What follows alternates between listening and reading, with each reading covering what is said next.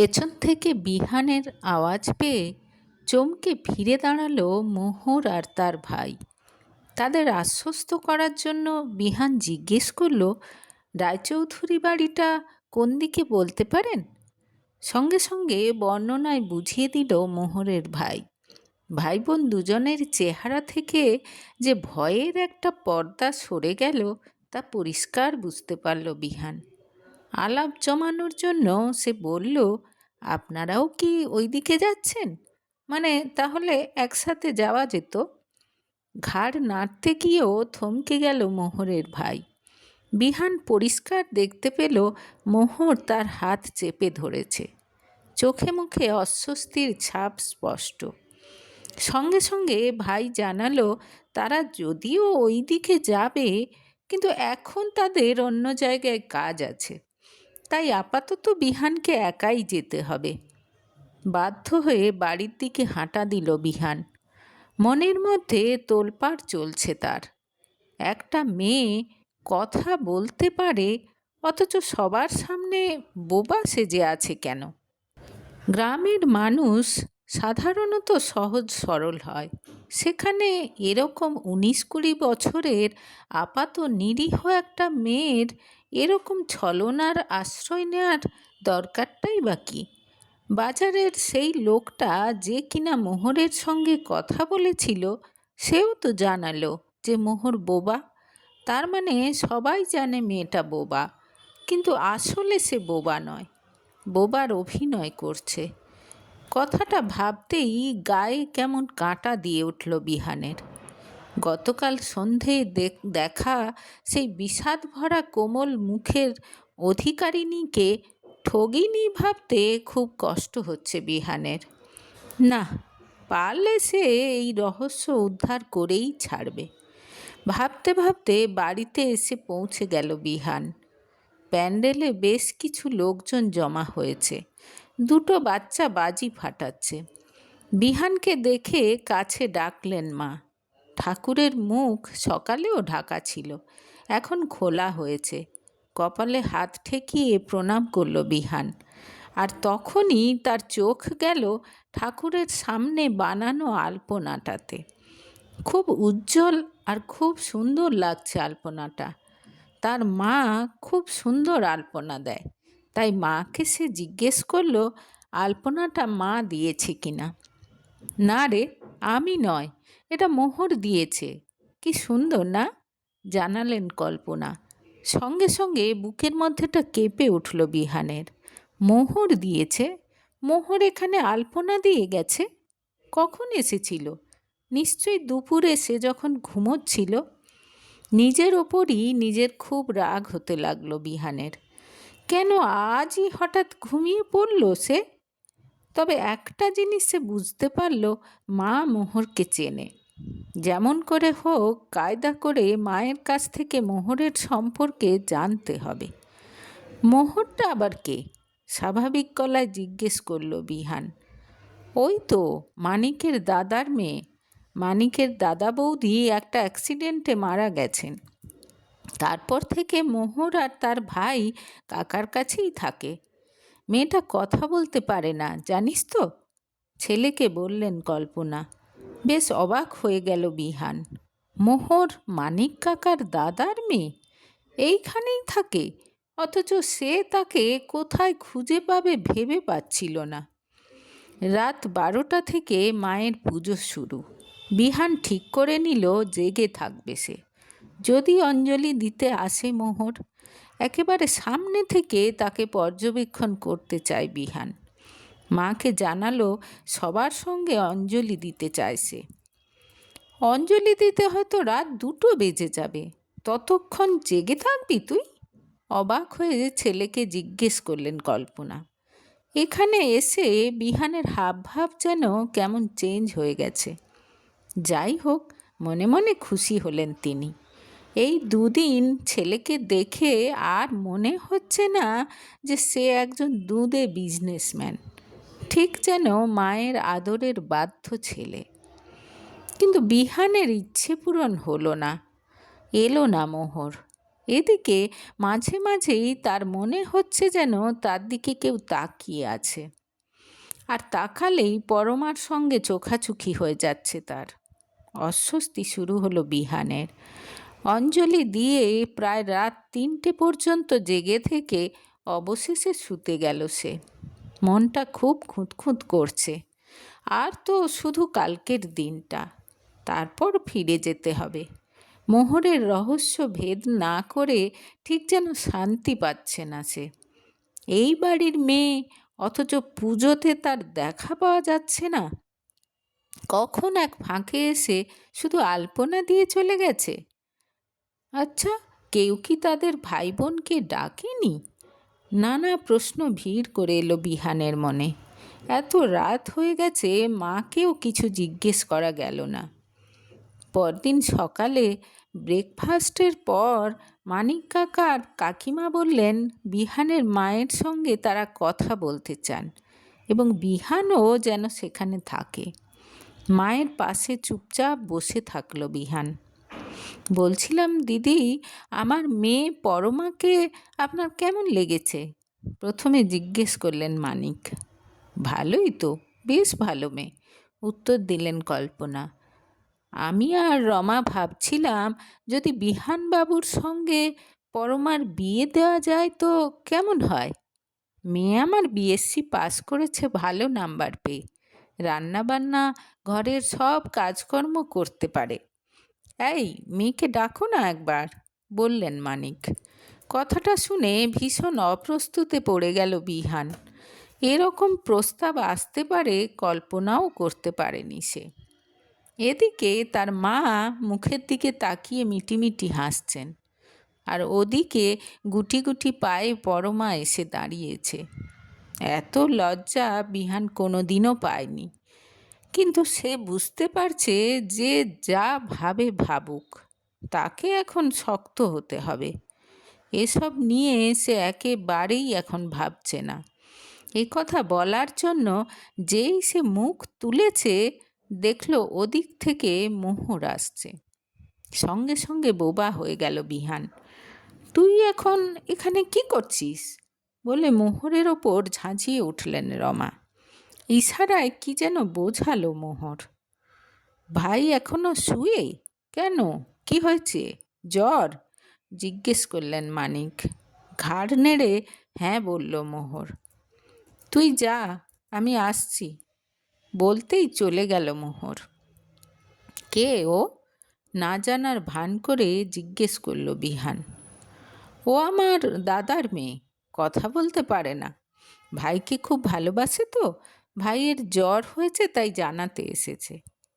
যাকে যা বলছিলাম। মানিক কাকা এতটা বলার পরই হাত তুলে তাকে থামিয়ে দিল বিহান। মুহূর্তের মধ্যে হিসেব করে নিল সে। সবাইকে একেবারে চমকে দিয়ে সে বলল, আমি মোহরকে বিয়ে করতে চাই। ঘরের মধ্যে বাজ পড়লেও বোধহয় কেউ এত চমকাতো না। চমকে গেছেন বিহানের মাও। এটা তুমি কি বলছো? ও তো কথা বলতে পারে না, তার উপর অনাথ, ওকে তুমি বিয়ে করতে যাবে কেন?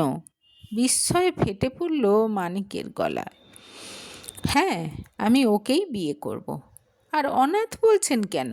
আপনি তো আছেন, আপনি তো ওর অভিভাবক, সুতরাং আপনাকেই দায়িত্ব নিয়ে ওর বিয়ে দিতে হবে।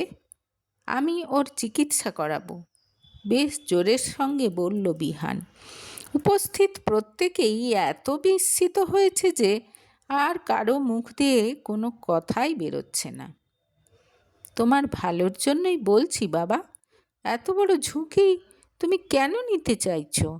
সে আমি না হয় ওর চিকিৎসার সব ব্যবস্থা করব, কিন্তু জানতে জানতে তোমাকে এত বড় বিপদের মুখে তো আমি ফেলে দিতে পারি না, বোঝানোর চেষ্টা করলেন মানিক। মানিক কাকা তো ঠিকই বলছেন, বললেন কল্পনা। না মা, আমি ডিসিশন নিয়েছি, মোহরকেই বিয়ে করব, বেশ জেদ নিয়েই বলল বিহান। ও হ্যাঁ, মোহরের সঙ্গে সঙ্গে ওর ভাইয়েরও সব দায়িত্ব আমার, আবার বলল সে। এরপর দুমদুম করে পা ফেলে ভেতরে চলে গেল পরমা। তার পেছন পেছন চলে গেলেন রমাও। আপনি তাহলে মায়ের সঙ্গে বসে বিয়ের দিন ঠিক করে ফেলুন, আমি উঠছি বলে উঠে পড়ল বিহান। আগে আমি তোর সঙ্গে কিছু কথা বলতে চাই বলে উঠে দাঁড়ালেন কল্পনা। তারপর মা ছেলে একসঙ্গেই গিয়ে ঢুকলেন ঘরে। হতভম্ব হয়ে বসে থাকলেন মানিক। এত প্ল্যান করে শেষে এই হলো? রাগে তার সব কিছু ছুঁড়ে ফেলতে ইচ্ছে করছে। এটা তুই কি বলে এলি? তুই তো মেয়েটাকে চিনিস না পর্যন্ত। বয়সেও হয়তো 7-8 বছরের ছোট হবে তোর থেকে। সবচেয়ে বড় ব্যাপার, মেয়েটা কথা বলতে পারে না।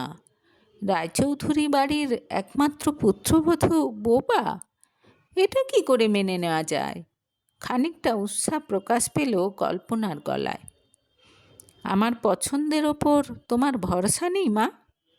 আছে তো বাবা, কিন্তু কোনো কিন্তু নয়, নিশ্চিন্তে থাকো। মাকে ভরসা দিলেও মনে মনে বিহান নিজেও খানিক দ্বিধাগ্রস্ত। সে কি সত্যি ঝুঁকি নিচ্ছে? সে শুধু এইটুকু জানে মোহর বোবা নয়, কিন্তু কেন সে বোবার অভিনয় করে তা তো জানে না। কিন্তু সেই মুহূর্তে যেন তার কি হয়ে গিয়েছিল, কেমন যেন জেদ চেপে গিয়েছিল। যাই হোক, যা বলেছে তার থেকে কোনোভাবেই পিছিয়ে আসবে না সে। আজ কিছুক্ষণ আগে মোহরের চোখে যে সারল্য আর ভাইয়ের জন্য যে আকুতি তার চোখে পড়েছে, তা কখনো মিথ্যে হতে পারে না। হঠাৎ কি মনে হলো, মায়ের হাত ধরে সে বলল, চলো। কোথায়? চলোই না। বাড়ির বাইরে এসে তারা দেখল বিসর্জনের প্রস্তুতি চলছে। সামনে দাঁড়ানো মহিলার কাছ থেকে মোহর কোথায় থাকে জেনে নিয়ে সেদিকে চলল মা আর ছেলে। দরজা খুলে কল্পনা আর বিহানকে দেখে খুব অবাক হয়ে গেল মোহর। তোমার ভাই কেমন আছে দেখতে এসেছি, কল্পনা হাসি মুখে বলতেই মিষ্টি হাসি ছড়িয়ে পড়ল মোহরের মুখে। এখন খুব ভালো করে তাকে দেখল বিহান। এই সারল্য, এই চোখের ভাষা কখনো মিথ্যে হতে পারে না। ঘরের চারদিকে তাকিয়ে দেখল, কুঁড়েঘর বললেও কম বলা হবে। চারদিকে দারিদ্র্যের ছাপ স্পষ্ট। মানিক কাকা নিজে এত বড় বাড়িতে থাকেন আর ভাইপো ভাইচিকে এখানে থাকতে দিয়েছেন। খুব বিরক্ত হলো বিহান মনে মনে। মোহরের ভাই বিট্টুর খবর নিল তারা, আর এর মধ্যেই স্টিলের বাটিতে করে মুড়ি মেখে আনলো মোহর। তার আতিথেয়তা দেখে হেসে ফেললেন কল্পনা। হাত নেড়ে কি যেন বলল মোহর। বিট্টু বলল, দিদি বলতে চাইছে বাড়িতে আর কিছু নেই। আগে থেকে ভেবে এলেও মায়ের সামনে মোহরকে অপ্রস্তুতে ফেলতে মন চাইল না বিহানের, তাই কিছু জিজ্ঞেস করল না সে। বিহান যে এত বড় সিদ্ধান্ত নিয়েছে সে ব্যাপারে কিছুই জানতে পারল না মোহর। বাইরে এসে একজনকে ডেকে মোহরদের জন্য কিছু ফল আর মিষ্টি কিনতে পাঠালেন কল্পনা। দেখে খুব খুশি হলো বিহান। মনে মনে সে ঠিক করে নিয়েছে, আজ সন্ধেবেলা নদীর পাড়ে ধরবে মোহরকে। সন্ধেবেলা যথারীতি প্রদীপ আর ফুল নদীতে ভাসিয়ে দিয়ে যেই ঘুরে দাঁড়িয়েছে মোহর, এমনি পেছনে বিহানকে দেখে একেবারে চমকে উঠেছে। ভয় পেও না, আমি তোমার থেকে কিছু জানতে এসেছি। চলো ওপরে গিয়ে ওই বেঞ্চটাতে বসি, বলল বিহান। তটস্থ সন্ত্রস্ত মোহরের সঙ্গে বেঞ্চে গিয়ে বসার মিনিট খানেকের মধ্যেই আলো জ্বলে উঠল। মুখ নিচু করে জড়সড় হয়ে বসে থাকা মোহরের উদ্দেশ্যে বিহান বলল, আমি কিন্তু সব জানি, তাই দেরি না করে সব কিছু খুলে বলো আমাকে। কেন তুমি বোবা সেজে থাকো? সঙ্গে সঙ্গে চমকে তার দিকে তাকালো মোহর। বোঝাই যাচ্ছে যে খুব ভয় পেয়েছে সে। বিহানের খুব ইচ্ছে করল বুকে জড়িয়ে ধরে শান্ত স্নিগ্ধ এই মেয়েটার সব ভয় দূর করে দিতে। কোনো ভয় নেই, কাউকে কিছু বলবো না, বরং দরকার হলে হেল্প করব তোমাকে। বিহানের নরম গলা শুনে যেন খানিকটা ভরসা পেল মোহর। এরপর মোহর যা বলল তাতে গায়ের লোম খাড়া হয়ে যাওয়ার উপক্রম হলো বিহানের। মোহরের যখন 12 বছর বয়স, একদিন মা বাবার সঙ্গে বাইকে করে শহরে গিয়েছিল সে। ভাই ছিল মামা বাড়িতে। শুনশান রাস্তায় হঠাৎ পেছন থেকে একটা গাড়ি এসে ধাক্কা মারে তাদের। রাস্তার ওপর ছিটকে পড়ে তারা। কিছু সময়ের জন্য আশেপাশে কেউ ছিল না। রক্তাক্ত অবস্থায় জ্ঞান হারানোর আগের মুহূর্তে দূরে কাকাকে দাঁড়িয়ে থাকতে দেখতে পেয়েছিল মোহর। ওই রাস্তাটা ছিল তার মামা বাড়ি যাওয়ার রাস্তা। ওখানে হঠাৎ ওই সময়ে কাকা কেন গিয়েছিল, এই প্রশ্নটা এখনও মোহরকে তাড়িয়ে বেড়ায়। জ্ঞান হওয়ার পর চোখের সামনে আবার কাকাকেই দেখেছিল সে। কী রে, ঠিক আছিস তুই? কি হয়েছিল? হঠাৎ এত বড় অ্যাক্সিডেন্ট হলো কি করে? কেউ তাড়া করেছিল? দেখেছিস কাউকে? এতগুলো প্রশ্ন একসাথে তাকে করেছিল কাকা। তার চোখে মুখে উদ্বেগ। কেন জানে না, ভেতর থেকে কেউ যেন মোহরকে সাবধান করে দিয়েছিল, বলে দিয়েছিল চুপ করে থাকতে। ওইটুকু বয়সেও যেন বিপদের গন্ধ পেয়েছিল মোহর। কাকার প্রশ্নের উত্তরে কিছু না বলে শুধু ঘাড় নেড়েছিল। এরপর শুনেছিল ডাক্তার বলছে বাচ্চা তো, চোখের সামনে মা বাবার ওই অবস্থা দেখেছে, সেজন্যই বোধহয় শক পেয়ে কথা হারিয়ে ফেলেছে। যাই হোক, ওকে এখন কথা বলার জন্য জোরাজুরি করবেন না। কথাটা মোহরের বুকে গেঁথে গিয়েছিল। সেই থেকে আজ পর্যন্ত বাইরের লোকের কাছে বোবা সে। ভাই ছাড়া কারো সাথে কথা বলতে আর ইচ্ছে করে না তার। এতদিনে একটা জিনিস সে বুঝে গেছে, বোবার শত্রু নেই। ভাইয়ের জন্য নাকি তার খুব ভয় হয়।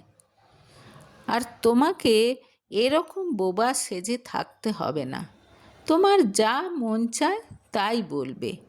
মোহরের হাত ধরে বলল বিহান। তার শক্ত মুঠোর মধ্যে কেঁপে উঠল মোহরের হাত। সেদিন রাতে মাকে সব খুলে বলল বিহান। মানিক কাকার দাদা আসলে তার সৎ ভাই। তার সন্দেহ, সম্পত্তি নিয়ে কোনো ঝামেলাঝাটির কারণে মানিক নিজের সৎ ভাইকে খুন করেছে। তোর বাবা ফিরলে মানিকের কিছু একটা ব্যবস্থা করতে হবে, বুঝলি? ব্যাটাকে জেলের ঘানি টানাবো আমি। আপাতত কাউকে কিছু বলার দরকার নেই। কাল চুপচাপ বাড়ি ফিরে যাই। তবে মোহর আর বিট্টুকে এখানে কিছুতেই রেখে যাওয়া যাবে না। ওদের কালই আমাদের সঙ্গে নিয়ে চলে যাব, বললেন কল্পনা।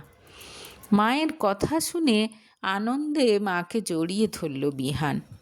মা যে একেবারে তার মনের কথাই বলেছে। মোহরকে এখানে ছেড়ে যেতে কিছুতেই মন চাইছিল না তার। মানিকের মতো পিশাচের কবলে তার প্রিয়তমাকে ছেড়ে যাওয়ার ঝুঁকি আর নেবে না সে।